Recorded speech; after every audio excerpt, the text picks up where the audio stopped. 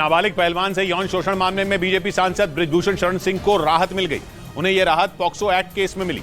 Police ने नाबालिग पहलवान से यौन शोषण के आरोप को खारिज करने की अर्जी दिल्ली की पटियाला हाउस कोर्ट में दे दी, जिसके बाद बीजेपी सांसद बृजभूषण शरण सिंह को नाबालिग के यौन शोषण मामले में राहत मिल गई। दिल्ली पुलिस के मुताबिक आरोप लगाने वाली नाबालिग पहलवान और उसके पिता के अनुरोध पर उन दोनों का बयान दर्ज किया गया, जिसके आधार पर पॉक्सो एक्ट में केस को रद्द करने की अर्जी दिल्ली की पटियाला हाउस कोर्ट में दाखिल की गई। उस स्टेटमेंट के आधार के ऊपर हमने इसमें कैंसिलेशन रिपोर्ट फाइल की है। पटियाला हाउस कोर्ट में पॉक्सो एक्ट को खारिज करने वाली अर्जी पर सुनवाई 4 जुलाई को होगी। इस बीच सरकार के सूत्रों ने बताया कि इस मामले में पहलवानों से सरकार ने जो वादे किए थे वो पूरे हुए, क्योंकि सरकार ने कहा था कि 15 जून को चार्जशीट दाखिल होगी और वही हुआ।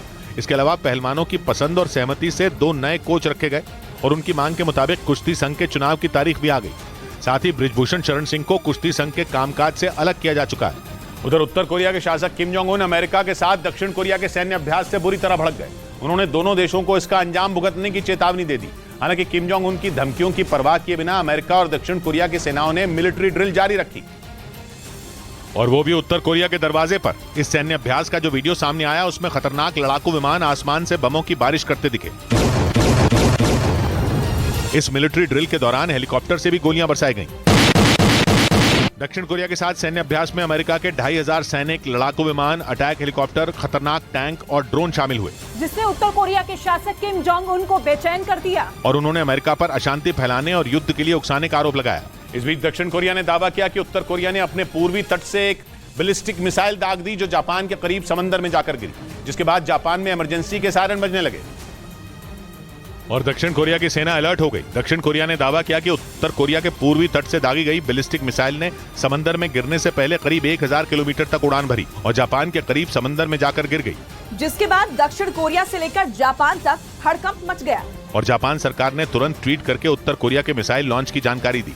असल में उत्तर कोरिया अमेरिका और दक्षिण कोरिया के बीच चल रही मिलिट्री ड्रिल से बुरी तरह भड़का हुआ है।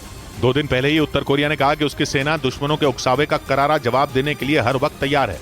इधर पश्चिम बंगाल में 8 जुलाई को होने वाले पंचायत चुनाव से पहले दक्षिण 24 परगना में एक बार फिर बवाल हो गया। वहां टीएमसी के 2 गुट आपस में भिड़ गए। इसके बाद उनकी लड़ाई जिला प्रशासन के दफ्तर के नजदीक पहुंच गई, जिन्हें हटाने के लिए सुरक्षा बल के जवानों ने लाठीचार्ज शुरू कर दिया। इससे पहले दक्षिण 24 परगना के एक इलाके में टीएमसी के समर्थकों ने ऑटो और ई रिक्शा के जरिए सड़क को जाम कर दिया, जिसकी जानकारी मिलते ही सुरक्षा बल के जवान वहां पहुंचे और उन्होंने हंगामा करने वालों को दौड़ा दौड़ा कर पीटा।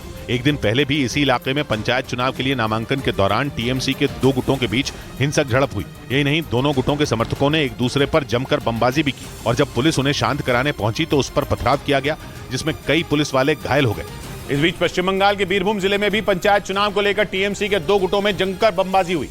उनके बीच नामांकन करने के मुद्दे पर विवाद शुरू हुआ, जो कुछ ही देर में हिंसा में तब्दील हो गया। इसके बाद तो टीएमसी के दोनों गुटों ने एक दूसरे पर एक के बाद एक कई बम फेंके, जिससे वो इलाका बमों की आवाज से थर्रा गया। वहां चारों तरफ धुएं का गुबार छा गया। गनीमत ये रही कि कोई भी आदमी इन हमलों की चपेट में नहीं आया। वहीं एक दूसरे इलाके में टीएमसी कार्यकर्ताओं ने सुरक्षा बल पर पत्थरबाजी की, जिसके बाद जवानों ने उन्हें दौड़ा दौड़ा कर पीटा। इस कार्रवाई से बचने के लिए टीएमसी के कार्यकर्ता इधर उधर भागते नजर आए, लेकिन इसके बावजूद कई कार्यकर्ताओं को हिरासत में ले लिया गया।